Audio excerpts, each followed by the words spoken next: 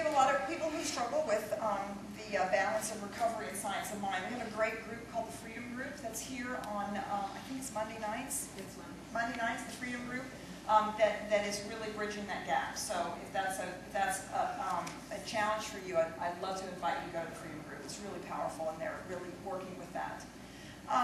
But in essence, there are two slightly different theoretical frameworks and different psychological tools. And so you have to decide what really works for you and what allows you to move forward. You know, I would tell you my story when I quit smoking. I'd smoked for 10 years. I started when I was 11 years old, and all through my drug and alcohol years, and you know all of that. And I stopped doing drugs, and then I stopped drinking, and then I thought, okay, well, might as well, you know, the cigarettes really should go too. That'd be a good thing. But I didn't like. I hated. You know, the truth is, I just have a prejudice about people who have stopped smoking because they're just annoying. You know, there's nothing worse than an ex-smoker. And then there's the ex-smoker that this is the 5th time they've quit. Okay, and I go, I don't want to be one of those people. And I don't want to struggle with this. I don't want to crave cigarettes. I don't want to.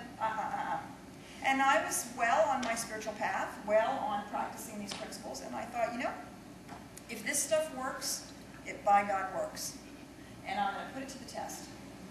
And so my desire was to be a non-smoker. I didn't want to be an ex-smoker. I wanted to be a non-smoker. Okay, do you feel the difference between those two things, right? And so every time I lit up a cigarette, I said to myself, I'm a non-smoker. And every time I bought cigarettes, I said, I'm a non-smoker. And every time I got in a car and did my usual light up a cigarette, I'm a non-smoker. And every time I got on the phone, did my usual light up a cigarette, I said to myself, I'm a non-smoker. Every time I thought about it, whether I was smoking or not, I said to myself, I'm a non-smoker. Now, I did not tell anyone else because I didn't want them to laugh at me. And I said, I'm a non-smoker. And I said it as many times as I could think of it, and I basically ignored the fact that I was smoking. I had no opinion about it. I didn't fight with it. I didn't pay any attention to the fact that I was smoking. I focused all of my attention on the fact that I was a non-smoker. 3 months it took me of very deliberate, constant effort. 3 months of saying that to myself 10, 15, 50 times a day. Anytime it simply came into my mind, or anytime I was having anything to do with cigarettes. And one day, I was literally in the middle of a cigarette. I was smoking a cigarette, and I said to myself, I'm a non-smoker. And I said, I'm a non-smoker. And I put it out. And that was that. That was it. Never thought about it, never had a craving about it, never dreamed about it, never had any of the things that any of people have ever told me about quitting smoking. And literally within 6 months, people were having trouble identifying the fact that I had ever been a smoker. So that works for me. And so that's just how I would understand that we would teach this. And I'm not saying that that's better, or it's just different, slightly different than what you're taught in recovery. I can't reconcile those two things for you. Somehow you're going to have to come to grips with that. When you brought in my awareness and perception and offered options and choices. So you are so welcome. And again, I encourage you to go to the Freedom Groups. Because there's, you know, the thing about I'm an alcoholic. Well, we know that anytime you say I am, you are claiming the name of God. And so we would never want to say that. But I would say that in recovery, they're looking through their human eye. That's what I would say. And when you look through the human eye, you're doing the psychological work, the recovery work. It's all critical and important. And you have to look through your spiritual eyes at the same time. And you have to sort of flip back and forth depending on what's needed in the moment. Ultimately, I think we actually get good enough that we can see through both eyes at the same time. And that's, you know, to me, is spiritual vision. And we actually see through both eyes at the same time. But that's a process. Spiritual contact lenses. That's right, spiritual contact lenses. Focusing and trying to get rid of what you don't want is not the same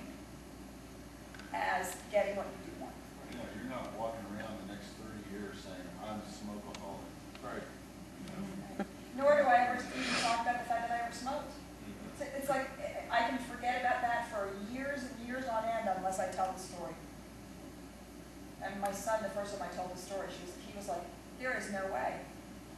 There's no way you were ever a smoker. That's like how much of a non-smoker I am. Isn't that funny?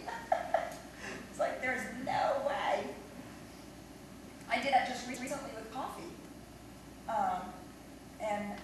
My body was beginning to show, I've been off coffee once before, and why I ever got back on it, I'm really not completely sure, because my body just wasn't tolerating a lot of it for long periods of time. But, you know, be that as it may, I started back on decaf coffee, and I drank decaf coffee for years, and then pushed a little too hard, story, and stuff in my life, and yada, yada, yada, and was drinking a lot more regular coffee, backed off of regular coffee, back to decaf coffee, but was starting to have all kinds of physical symptoms. Heart palpitations and, you know, not being able to sleep and blah, blah, blah, all kinds of physical symptoms, all that I recognized and had 20 years ago. And so what I began to say to myself is my body's no longer tolerating coffee. And so I'd go to Starbucks and I'd say, oh, I got to stop and get a Starbucks. And while I'm saying that, I'm thinking to myself, my body doesn't tolerate coffee. And I don't think that took more than once I really focused in on that, once I realized that I really needed to stop doing this, this probably 3 weeks. And one day I went and I had a cup of coffee and I thought, oh, my body so doesn't tolerate coffee, this doesn't even taste good. And I haven't had a cup of coffee since. Don't want it, don't think about it, don't care about it, just nothing. Because my body doesn't tolerate coffee. And that's okay with me. I actually like that. Right now, that's really sort of working for me. So is it the fact that you were aligned with the truth about it to you? That you were declaring how it truly was, verbally, as opposed to just keeping silent about it? Well, I didn't tell anybody. Yeah. Actually, I did make a mistake. I did make the mistake of having my honey in the car and ordering a Starbucks and actually saying out loud to her, you know, my body doesn't tolerate coffee, and she laughed at me. And I thought, oh yeah, that's right, I don't say this out loud to her. and I said that to her. I said, you know, this is my spiritual practice, and I really need you not to laugh at it. But I also never said it out loud again. So when I say it, I mean I'm saying it intentionally in my mind. In your mind. I'm not saying it out loud. Yeah. I might say it out loud if I'm alone, but I was so in the habit of not saying it out loud in front of people that I was saying it very intentionally in my own mind. So, and the reason you were doing that is as a way to kind of get off it. I mean, obviously that was an intention to. I was moving to the place of becoming a person who doesn't drink coffee. What would be a good affirmation to lose weight? I'm thin. Yeah, your body just needs to remember its natural state. I've done that. I did that right after my son was born. I did that once again not too long ago, and I thought, ooh, I've been sitting around a little too long, and I just remembered that I was thin. Right? Because our thoughts shape our reality. Now, the problem is, if you say to yourself, I'm thin, and then you laugh at yourself, you've completely just undermined the thing you've said to yourself. Right? It's not going to work. And as Carl said, you're aligning yourself with spiritual truth. The truth is my body is healthy. My body is designed to be thin. It's a, whatever that is, ectomorph, I don't know what it is. My body's designed to be thin. I've been thin my whole life. And all I'm doing is remembering that truth about myself. And I guess a lot of what Byron Katie said, right? We free our minds of the conversation about it. Well, you know, look thin in the mirror. You tried those pants on recently.